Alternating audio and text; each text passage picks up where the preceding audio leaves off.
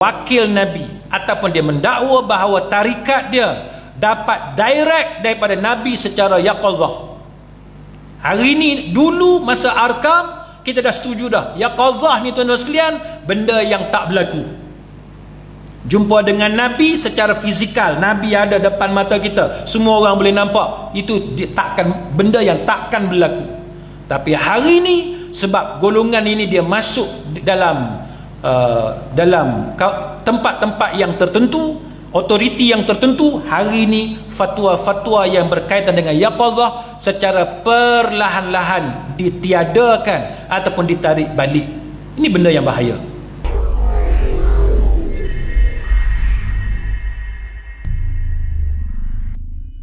Lain daripada itu, kenapa berlakunya benda-benda khurafat ni tuan-tuan sekalian? Antara faktornya ialah apabila Quran ditafsirkan tidak mengikut tafsiran yang muktabar. Kita biasa dengar kan, macam mana surah-surah tertentu ditafsirkan tidak mengikut tafsiran yang biasa kita duk mengaji daripada para mufassirun. Kita duk mengaji tafsir Imam Ibn Kathir, kita duk mengaji tafsir Qurtubi, tiba-tiba dia bawa tafsir hak pelik. Qul huwallah, dia tafsir dengan cara dia yang tak pernah kita dengar. Kalau yang kita tak pernah dengar itu dia ambil daripada sumber yang muktabar, tak apa, sebab ilmu kita bukannya kita tahu semua. Tapi bila dia ambil daripada sumber yang ganjil, sumber yang bukan muktabar, maka inilah punca kepada tahyul, kepada khurafat, kepada ajaran sesat dan sebagainya. Sama dengan hadis. Kita belajar hadis ni tuan-tuan, nak syarah hadis, nak hurai hadis, dia ada cara dia. Ni mengaji agama dengan artis mana baru taubat kan? Artis tu mengaji agama pun tak, lepas tu betul dia taubat, kita pun tak tahu. Dia mengaji agama bila, kita pun tak tahu. Tapi ramailah pengikut tuan-tuan, kita pun pelik orang ni. Dia suka sangat belajar agama dengan artis yang dia kata baru taubat, rambut panjang. Kadang kita tahulah background dia. Kita bukan nak hina mana-mana sesiapa tuan-tuan, tetapi kita belajar agama ni kena pilih guru.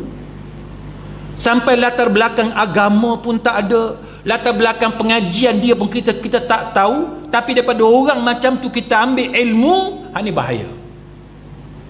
Nak faham hadis, contohnya Sahih Bukhari, kita ambil belajarlah daripada Fathul Bari contohnya, rujuk Fathul Bari Imam Ibn Hajar contoh kan. Sahih Muslim, syarah dia siapa yang hurai Sahih Muslim, contohnya Imam Nawawi sebagai contoh kan, syarah kepada Sahih Muslim.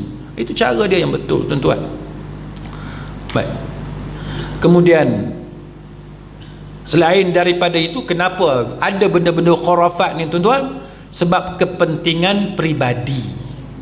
Kepentingan peribadi. Saya minta maaf tuan-tuan, saya bukanlah nak tujukan kepada sesiapa, tapi cuba tuan-tuan tengok ketua-ketua ajaran yang pelik-pelik ni, cuba tuan-tuan tengok. Biasanya diorang ni tak kerja, tak ada bisnes apa-apa, tapi dia kaya raya, pakai kereta mewah kan, rumah dia mewah, hidup dia mewah, lifestyle dia luxury, mewah, nampak kaya. Tapi kerja apa kita tak tahu. Dia hanya jadi ketua kepada kumpulan-kumpulan ajaran tertentu. Ini biasa ajaran sesat macam tu. Dia sebarkan benda karut, benda yang tak logik, tapi diterima bulat-bulat oleh pengikut yang diperbodohkan. Kalau dia tu businessman, korporat, dia kaya, tu biasa, kita tahu. Memanglah orang tokoh korporat dia kaya. Orang profesional ada kerja kan, ada gaji dia yang besar, tu biasa. Tapi ni kerja tak ada, tapi hidup mewah, jam Rolex contohnya lah, bukan kata nak sebut Rolex sangat, tapi contoh. Maka ini perkara yang berlaku tuan-tuan sekalian untuk kepentingan peribadi dan hasil daripada taksub dan kebodohan pengikut, dan mereka taksub kepada kumpulan. Akhirnya mereka ini sanggup mempertahankan ketua-ketua mereka, walaupun ketua mereka menyebarkan perkara-perkara khurafat. Baik.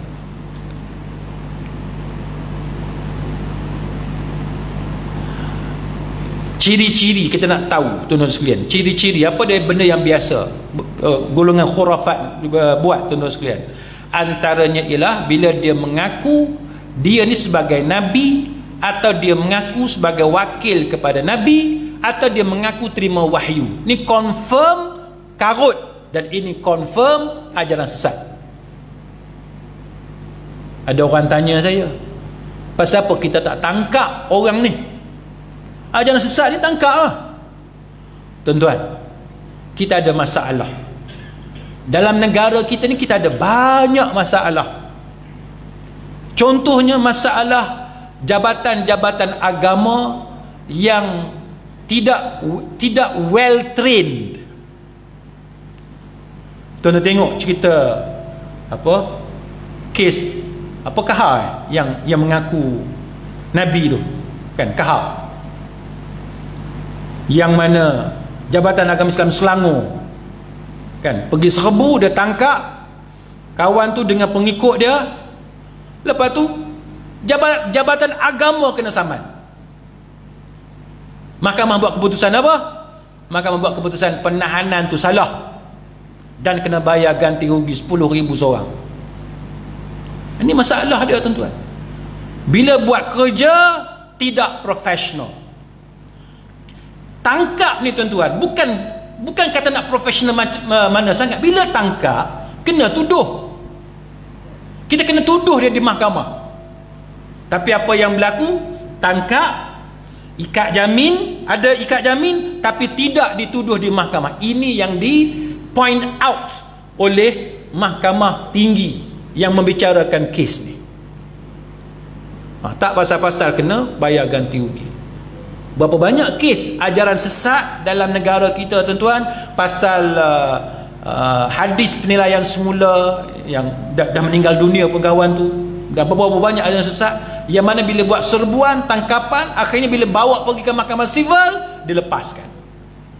Ini masalah kita. Sebab tu kita berusaha, tuan-tuan, untuk mengangkat kita nak angkat jabatan agama ni supaya dia menjadi setaraf dengan PDRM, setaraf dengan immigration, dari segi latihan dan sebagainya. Tapi banyaklah masalah dari segi keuangan dan sebagainya.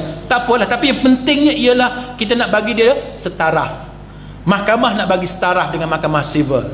Pegawai penyiasat dalam PDRM, pegawai penyiasat dalam LHDN, dalam custom, immigration, dengan pejabat agama ni pun kita nak bagi setaraf. IO dia, investigation officer, pegawai penyiasat, bagi setaraf. Pegawai pendakwa pun bagi setaraf.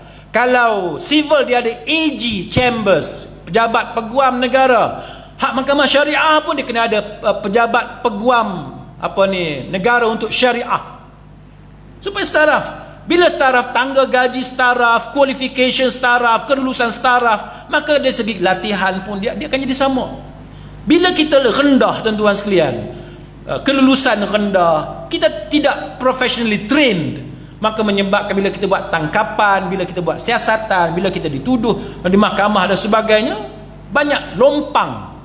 Jadi bila pergi mahkamah sivil nampak lompang tadi, tak pasal-pasal kena buang kes, kena bayar damages, bayar compensation, ganti rugi dan sebagainya. Ini mencemarkan kan nama baik agama Islam itu sendiri.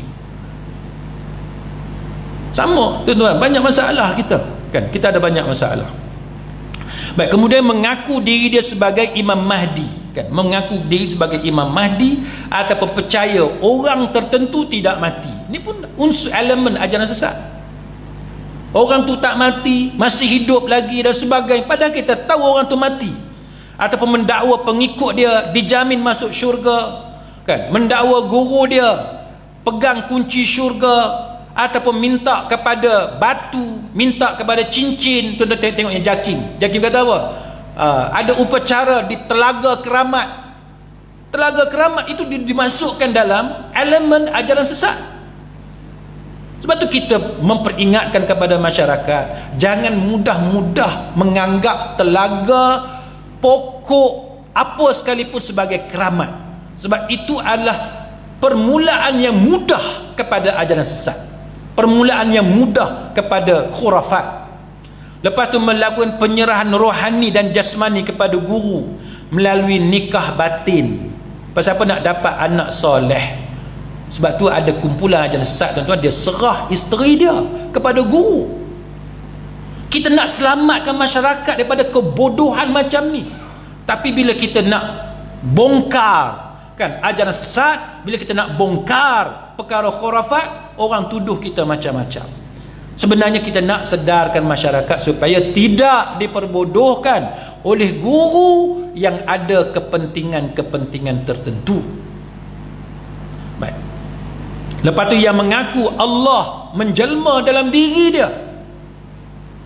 Dalam kuliah saya di satu tempat, saya pernah cerita tentang perbahasan ulama tentang Ibnu Arabi kan, sampai tahap mendakwa dengan pelbagai dakwaan yang berkaitan dengan Allah yang tak selayaknya dakwaan itu dibuat.